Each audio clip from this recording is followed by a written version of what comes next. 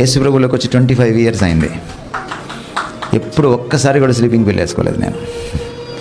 ఎక్కడ పడుకుంటే అక్కడ నిద్ర వస్తుంది నాకు. I have many problems in my life. నా జీవితంలో అనేకమైన అవమానాలను చవి చూశాను నేను. చాలా వెన్నుపోట్లు తిన్నాను నేను. బట్ ఒక్కరోజు కూడా నిద్ర పట్టని రాత్రి నాకు లేదు. మీరు ఎప్పుడైనా ఎంజాయ్ చేశారు అలాంటి రెస్ట్ని, అలాంటి పీస్ని? నా జోబులో డబ్బులు లేని రోజులు, నా బ్యాంక్ బ్యాలెన్స్ జీరోగా ఉన్న రోజులు, షూ కొనుక్కోలేని రోజులు, ఇంట్లో వాళ్ళందరూ గోల్డ్ మెడల్ సాధిస్తుంటే బీఎస్సీ ఫెయిల్ అయిన రోజులు. కానీ నాకు నిద్ర పట్టింది. Because I have inside peace. ఈరోజు గోల్డ్ మెడల్ సాధించిన నా కజిన్స్, నా తమ్ముడు, మా చెల్లి ఎవరు కూడా పెద్ద పెద్ద వాళ్ళతో మాట్లాడలేదు. నేను ఐఏఎస్ ఆఫీసర్స్ని అడ్రస్ చేస్తూ మాట్లాడతాను. I sat with scientists, world famous scientists in debates. Yes, I'm a BSc failed candidate, but I enjoy Jesus inside.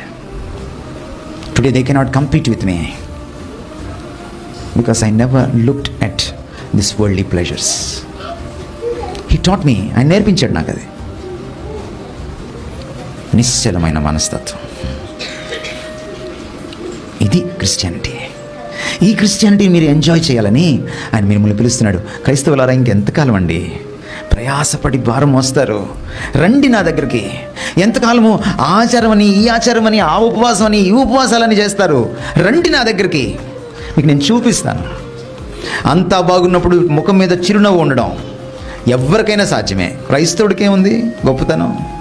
నా కణితి క్యాన్సర్ మాయమైపోతే నవ్వడం ఒక హిందువు నవ్వుతాడు, ఒక ముస్లిం కూడా నవ్వుతాడు, ఒక నాస్తికుడు కూడా నవ్వుతాడు. క్రైస్తవుడికి ఏముంది గొప్పతనం? కానీ లోపల ఏమీ మాయమవ్వకుండానే జబ్బు అలాగే పెట్టుకుని సఫర్ అవుతూ కూడా బయటికి నవ్వగలిగానంటే అది ఒక క్రైస్తవుడికి అది ఉంటుంది.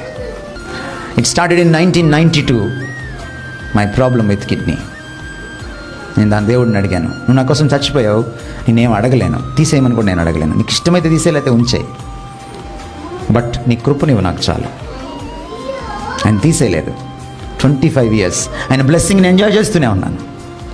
కృప, రెస్ట్ ఇన్సైడ్.